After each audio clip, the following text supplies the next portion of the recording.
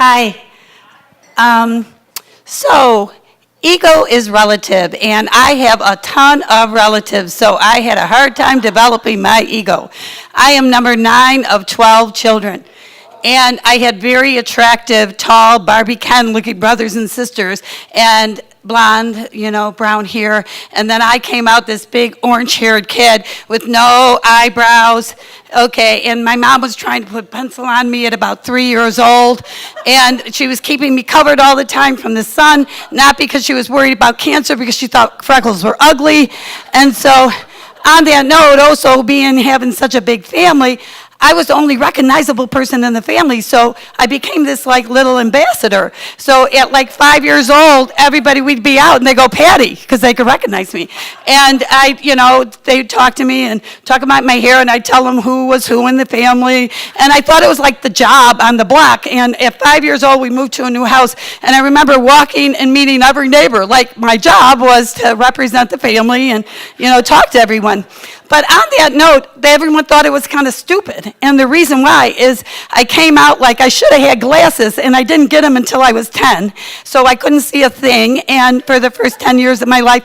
And I couldn't hear anything because I always had ear infections. And so I was kind of, functionally deaf and blind for the first 10 years of my life. And so everybody thought I was really sweet and friendly, like a dog, but not very bright. And so I remember at 5th grade finally, I got to go to camp, and I went to camp, and I did terrible at camp because I was also clumsy, and all my brothers and sisters went every award at camp, and I come home, and I'm talking to my mom and dad, and my mom, I go, oh my God, I'm crying. She goes, what's wrong? I have no talent. She goes, oh, honey, you have talent. Honey, you can talk to anybody. You're friendly, you're nice, and that's real talent. And I remember thinking, oh, she is just so full of shit. And I'm like, oh my God. So then I get through high school because I discover mascara, and I become every lonely guy's, date because, that's what I do. And after high school, I have a crummy job. I'm not doing anything important, and I'm out with my friends. I'm 19, and we're going to a friend's funeral in the neighborhood, her dad, and we were crossing the street, and then boom, I get hit by a car at a red light, and stepping off, and I fell, but that moment, I got hurt really bad, but they knocked the frickin' sense into me because I woke up on that pavement making jokes and worried about my parents. And someone's going, you have nice red hair. I go, that's just the blood. It's really not red. And they're going, I'd do anything to get out of going to a funeral. So I was joking. And then I was in the hospital for 3.5 weeks. And there I am in the hospital. And I am meeting everybody. I'm going to the burn unit. I'm like Miss Social Committee, and I wasn't even sick, and having the best time. And then so it's Christmas Day, and this doctor from India comes in to see me. Now I'm on the southwest side of Chicago, the whitest place in America.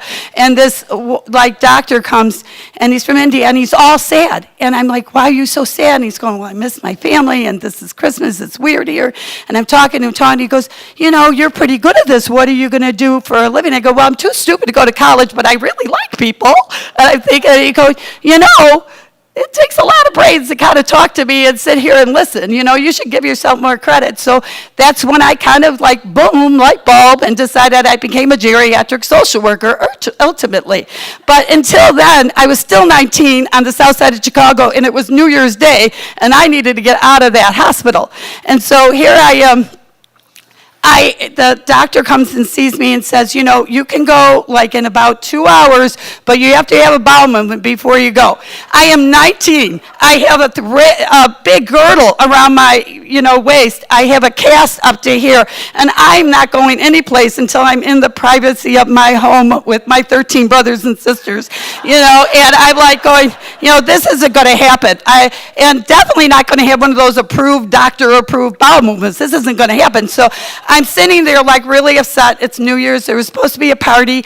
And I look over at my neighbor, and she's elderly, and she goes to me, oh, will you ring the bell? I just had a bedpan. I go, oh, you just had a bedpan. I said, whoa, would you mind if I borrowed your shit? And she goes, No, please do. So I took my crutch and I grab it and it's on this chair and I pull it over. And then, she pulls the gate over and I ring the nurse. She goes, "Oh my God, I just didn't think you had it in you." And I go, "Oh, I have all sorts of shit in me." So, thank you.